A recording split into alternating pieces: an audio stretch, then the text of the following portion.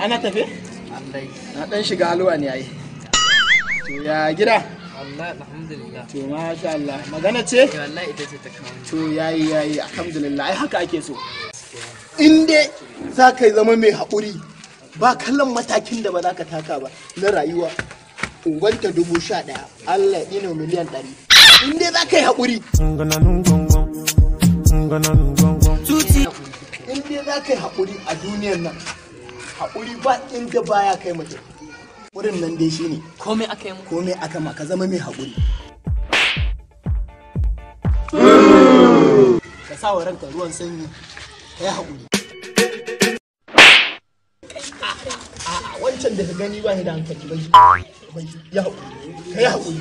Haƙurin nan dai ka ƙara yi yawwa kaga da. They don't want to see in a mood. They don't want to see doing.